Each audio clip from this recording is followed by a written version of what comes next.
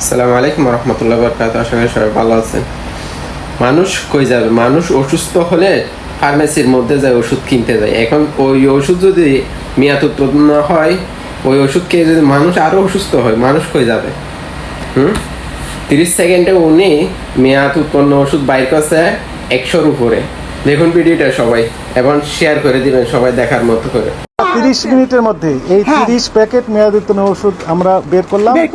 তাহলে 30 মিনিটে যদি আপনি এবং সেখানে বিভিন্ন রকম ইনজেকশন রয়েছে। 100 মিনিট যদি আপনি এটা যদি ঠিক করেন তাহলে কয় প্যাকেট হবে? আরো বেশি হবে। এবার বলেন, এইগুলা যদি আপনার বাবাকে বা আপনার মাকে আপনার বাবাকে বা আপনার মাকে আপনি দিবেন? বলেন, ওনাকে উত্তর দেন না আমাকে। বিক্রি করি না। না না, আপনি বিক্রি করেন না। আমাদেরকে বিক্রি করতে দিতেছেন না? দেখি তখন বিক্রি করে না।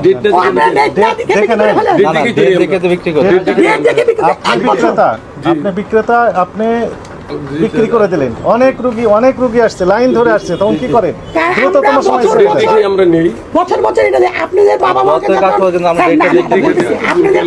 আপনাদের বাবা মাকে যখন আপনারা দিবেন না, কারণ দিলে এটা রিয়াকশন হবে। রিয়াকশন হলে কি হবে? হসপিটালে ধরে যেতে হবে। হসপিটালে ধরে গেলে বলবে যে ডাক্তারদের অসুবিধার কারণে একটা রোগী মারা গেছে। একজন রোগী মারা যাবে, মারা গেলে দায় হবে কার? ডাক্তারের। তখন বলছেন যে আপনি শুনেন না, আপনি কথা শুনেন, আগে কথা বলতে দেন, কথা বলবেন। এইভাবে আমাদের অনেক রোগী মারা যায়। তখন মারা যাওয়ার পরে কি হয় জানেন? বলেন যে এটা